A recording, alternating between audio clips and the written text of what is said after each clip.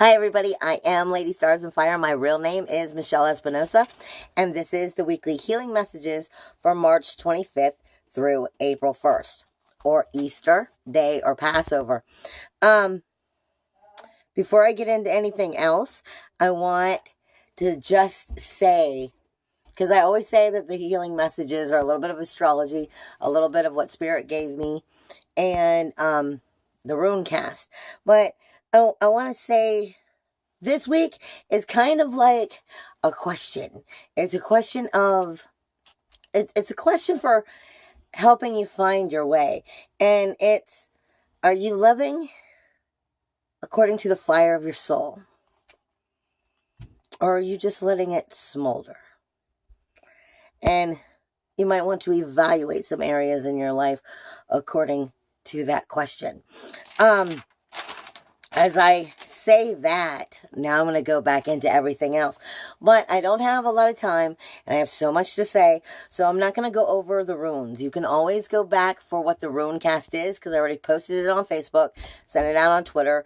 You can check my website and any place that I'm on social media for what the rune cast is, as well as what those runes actually mean, so that you can get a better in-depth conversation of what those runes are talking about for that rune cast, because there's actually quite a lot of runes this week. But there's a little bit of a twist in there. We were given Sowilo, Iwaz, Onsus, Kenez, and Fei Wu. And I'm also being shown now, because I already posted I already posted the rune cast originally, and I'm being told that many people are having Kenez in reverse, which would mean the exact opposite of what Kenez normally means. Going against exactly that soul fire, going against that creation that can be there. And there's a reason for that to be found within Sowilo, Iwaz, Onsus, and all of it's leading you to Fei Wu.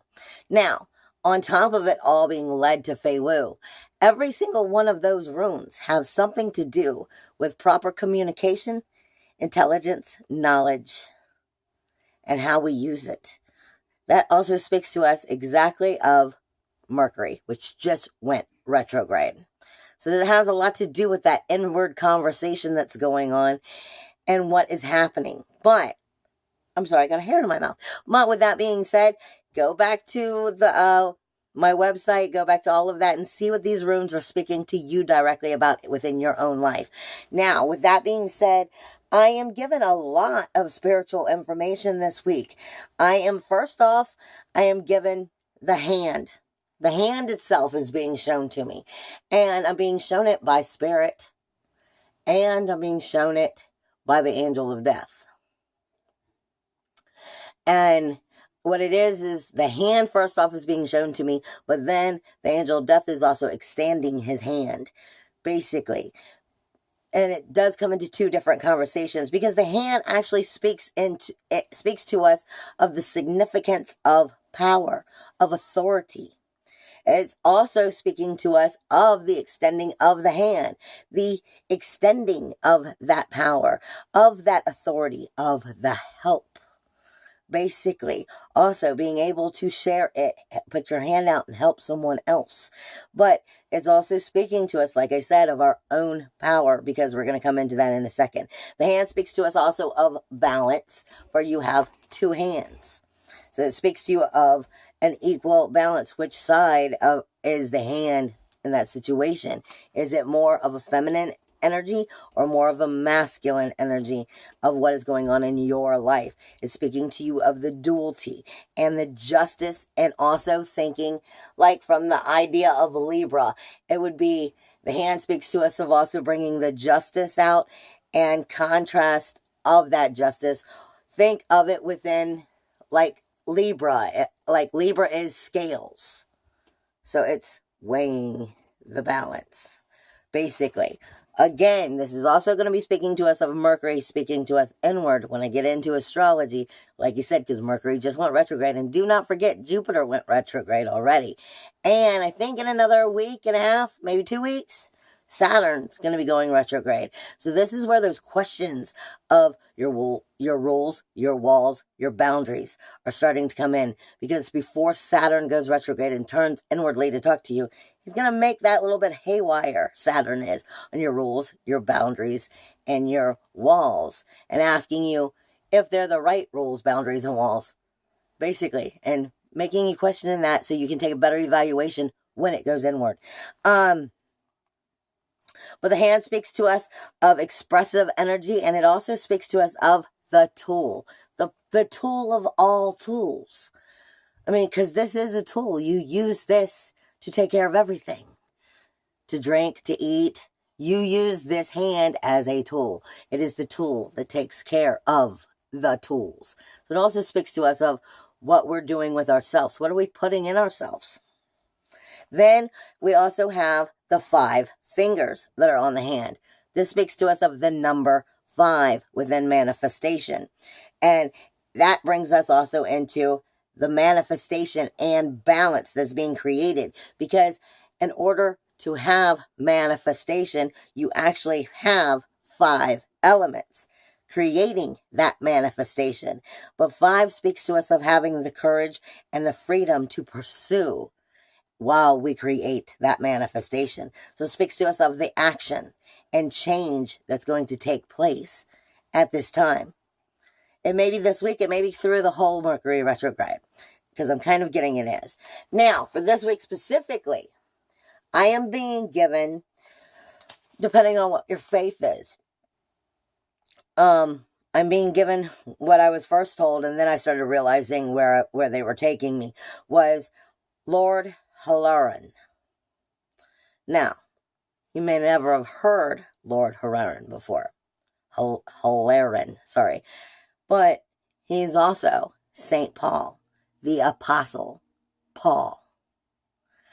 And I'm being given to him, I'm being given him over and over and over again this week. And he's speaking to us of faith. And what we're being reminded of, and I'm not telling you what religion to choose. I'm not even speaking religion right now. I will not deny Jesus is one of my teachers when I go to a shamanic upper world or higher world. But I have many teachers there. And so I'm sure this is also partially coming through that teaching from Jesus, because he's giving me the Apostle Paul. But I am not going into religion so much as the Apostle Paul speaks to us of having faith, believing in it and knowing it. But not just that, it speaks to us of being converted. And what I mean by converted isn't converting from one kind of religion to the other, even though in the story of the Bible, that's what it's talking about. What I'm saying is this also speaks to us of when you first start to awaken. When you first start coming into your gifts, you first start to enlighten, you first start coming into spiritual energy in general. This is being converted in a way. This is coming to know a bigger part of the truth in a way that you never thought or could believe was possible. This speaks to us of faith. And starting to know there's a bigger picture here. There's a much more important picture here. And as we start to believe in that and know it and trust it, when we can trust ourselves to know that gut feeling is telling us the right thing, then we can follow through with that. Because this is telling us that the change isn't bad. The change is something that can happen to each and every one of us. Anybody can change, just like anybody can be awoken. Anybody can be enlightened, start waking up. And it may be the people in your life who you really never thought that would ever be something that they would be. But that isn't your decision to make. That's something that's happened in their life that's made them start to enlighten and change and convert in that sense into that faith, that spirituality. This is about spiritual energy, spiritual truth. And the reason I'm going this deep into it is because St. Paul, the Apostle Paul, is known to be part of the 5th ray. which is also the angel over in the fifth ray dealing with it, is also Archangel Raphael, which is the master healer of all healers. But the fifth ray of light speaks to us on many levels, but mainly of understanding the bigger, truer, deeper depths of the true picture of the truth on all levels, and healing science that goes with that. And that's why I was saying it's not necessarily about religion, it's about the awakening. It's about that enlightening, that new change that's coming into you that's going to change your life and start to make it come through. And it's coming through this Mercury retrograde. Okay, but the Apostle Paul is showing us the drastic energy of what can be there as long as you have proper faith and positive energy, and you don't let those worries and doubts and fears keep you, and the ego energies keep you from being able to be part of the light. Basically, this also speaks to us of vision. This speaks to us of knowledge, of our actual sight within that vision, of that enlightenment, of the spiritual energies. It speaks to us of a soul, of soul acceptance, soul discovery, of the alignment with source energy or the creator's energy, with the kind of powerful energy and how we are connected to it. It is part of where our light from the soul starts to burn, shine, and be bright. But you got to work through that. Remember how if you've been following me for a while, then you would know I show every once in a while. I meant to grab it before I came in here. Every once in a while, I have 2 vials that I show you. And usually I'm talking about chakra cleansing and whatnot when I'm talking about that. But one vial is just full of water with a clear quartz in it. And one vial is full with a clear quartz, but it also has some dirt in it, some ashes in it, some just junk in it. And it's dingy. It's stained. It's dark. It's mucky. You can't see the clear quartz that's in it. But when I shake the vial, you can hear it. And the difference between the two is, what are you feeding yourself? Bringing us back to the power of the hand. Again, what are you feeding yourself? And that doesn't always have to do with diet. That doesn't always have to do with exercise. Sometimes it has to do with our thinking. Again, in my opinion, I tell people all the time, and I could be wrong. I mean, plain and simple, I could be wrong. But the way I kind of look at it, if you want to think of it as the creator or God or whatever, I kind of think of it as, well, it works with manifestation and that lower or higher vibration. And if you live your life, can't get out of the worry, the doubt, the fear, and you let it rule you, well, more or less, that's what you're manifesting. That's what you're asking for. So that's what God will give you. He gives you exactly what you want, but you have to learn how to speak to him to get what you want. That's what I said this whole year was. It's a number 2 year. 2 is about harmony and balance and learning how to lift that vibration to a higher vibration. But part of lifting that higher vibration is the unconscious. You have to lift that unconscious vibration to a higher vibration, so your conscious vibration is even higher. Now, with all of that being said, again, this speaks to us of St. Paul, of Archangel Raphael this week, as well as the fifth ray of energy, which is dealing with the biggest, truest levels of truths and science. So that deals with spiritualness in general, spiritual energy in general, that healing of that spiritual faith that you know is there because you're learning to have it, and the truth behind it. Starting to know your power and be part of that oneness. Now, with all of that being said, you've got Easter this week, Passover this week, April Fool's this week, all on Saturday. On the 1st. But you have Venus also moving into Taurus on that same day. Venus is our sensitivity, moving into the bull, moving into the luxury of the bull. The bull-headed of Taurus loves the luxury, loves the best things, the quality of the best things. But it's also very stubborn and can be egotistical because of that stubbornness. But that can be a good thing as long as you're not being bullheaded for the wrong reasons. But we're taking our sensitivity and we're moving it into that energy at the end of the week. Now, for people who are really sensitive empaths, that it might very much be a very sensitive energy that's happening at that time. While Venus is actually moving, that might be something you want to keep yourself grounded. You may even want to lay a little low, because sometimes when that planet moves, for the more sensitive people, that sensitivity kind of comes with that move, and they will get a little bit shooken up, so to speak. But Venus is sensitivity for all the good and the bad reasons. Venus speaks to us of everything that we love and why we love it, as well as why we don't and why it hurts us and why we don't want anything to do with it. So Venus speaks to us of sensitivity in general. Pallas also moves this week. And see, this is important because most people are not going to speak of it. And I've done a lot of research, and it goes together, and I still haven't figured it out, but I know that they go together. Pallas is moving on the 30th, right before Venus moves, 2 days before.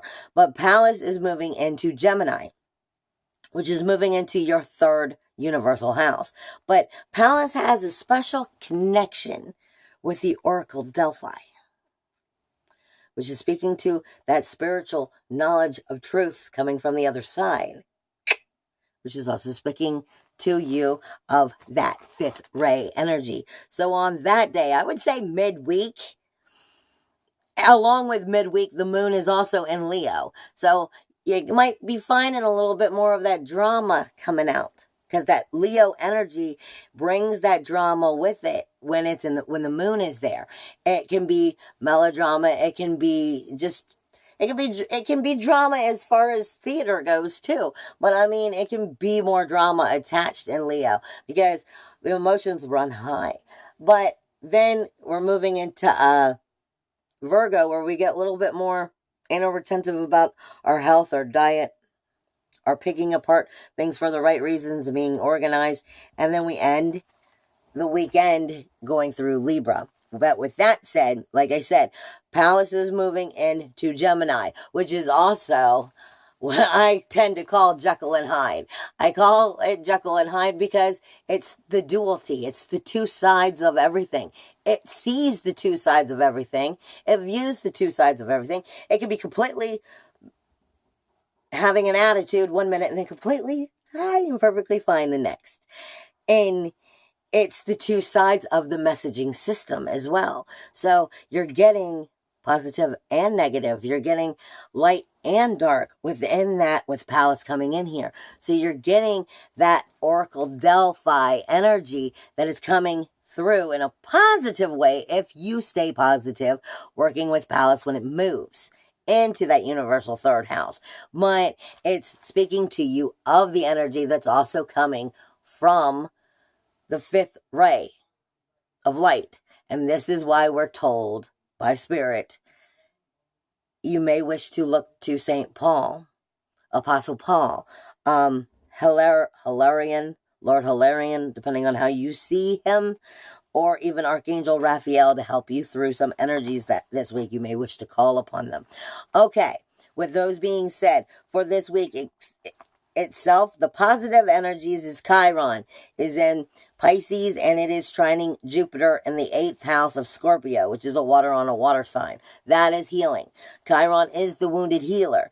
He is speaking to you of what you must learn before the next cycle can start, or you're going to start that cycle again because you did not learn anything. Maybe doing the exact same thing in a different way. But the point is to learn and move forward so you can heal and actually start to change that vibration and lift that up.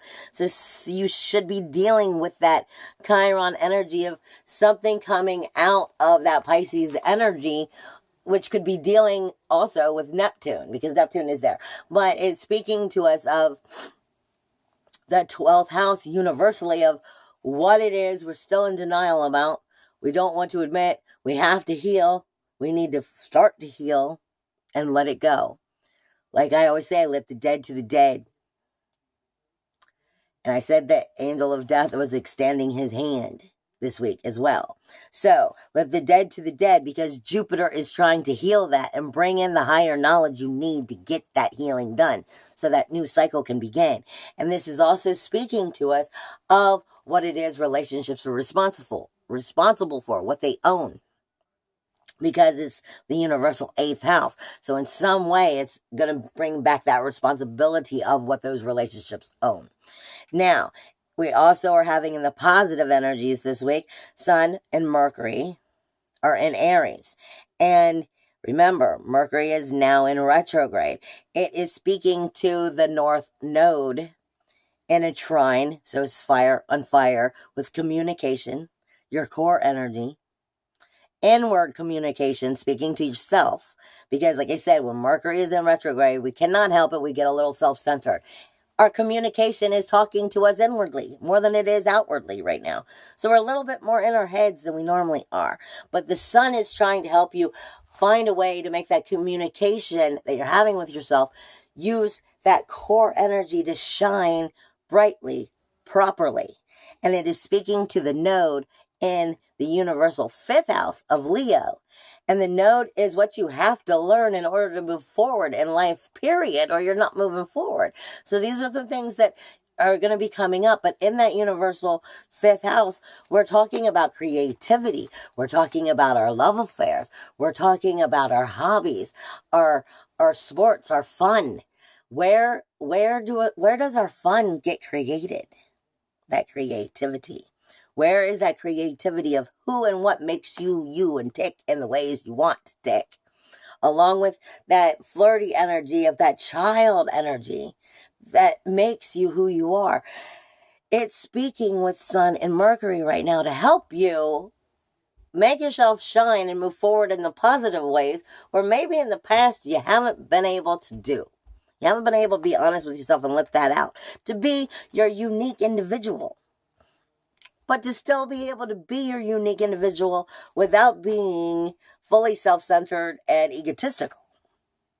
Okay? Now, you also have a grand trine. I can't talk today. I'm tongue twisted. On the 26th. This is going to be, the moon is in Cancer.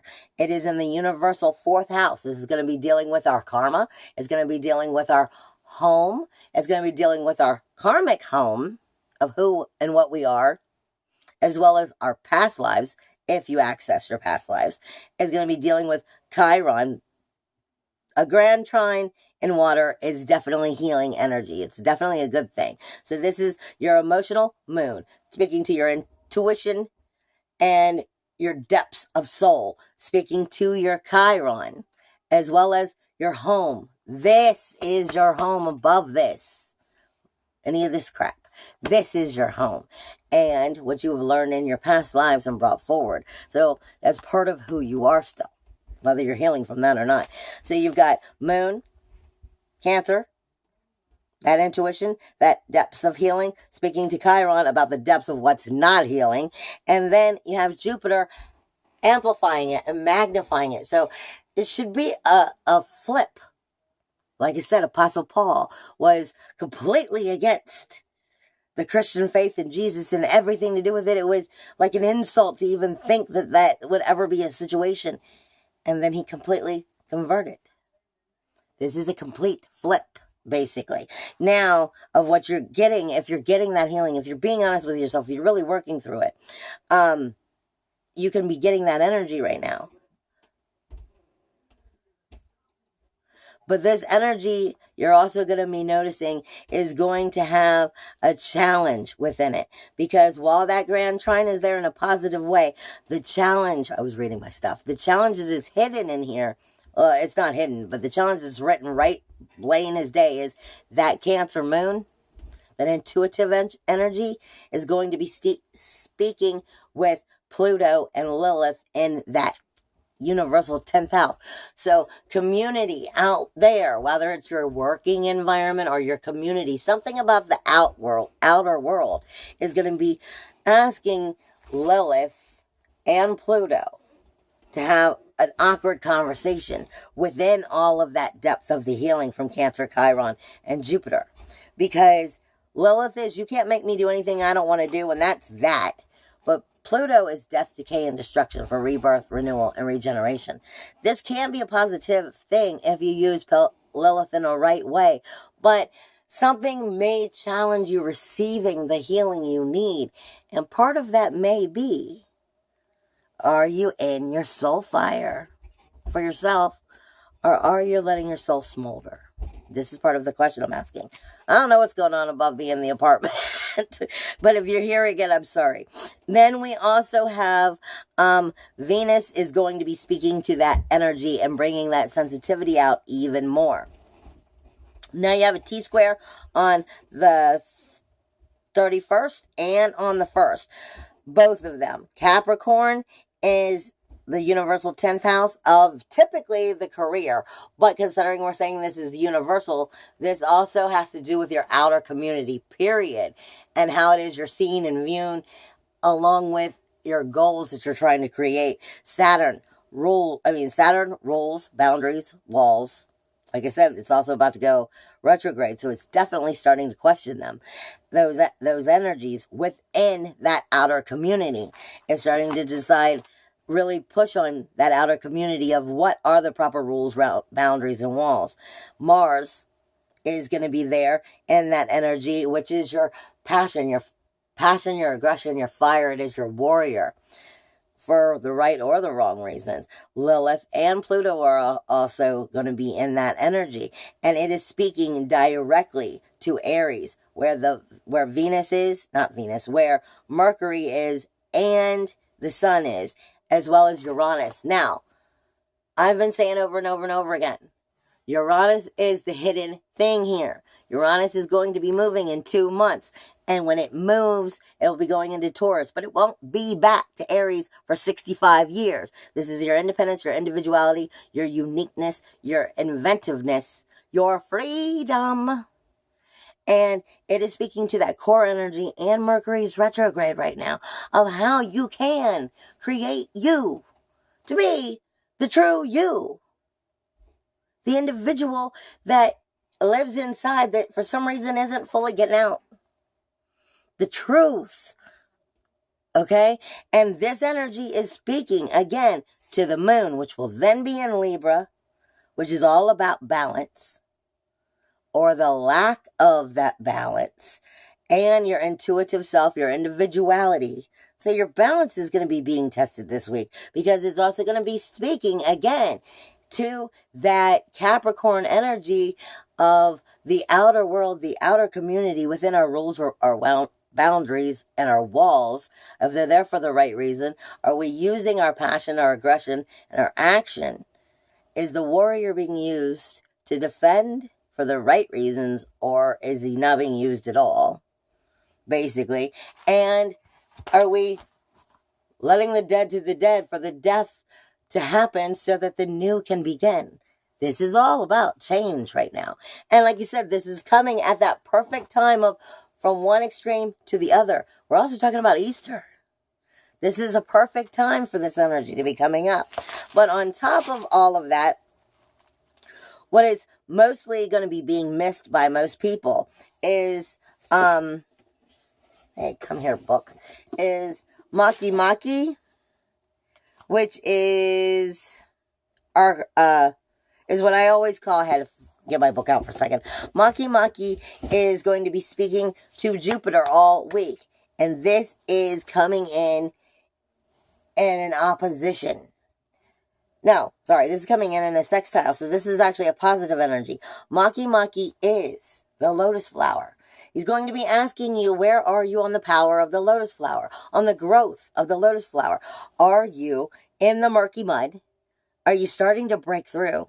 Or have you bloomed? And are you blooming?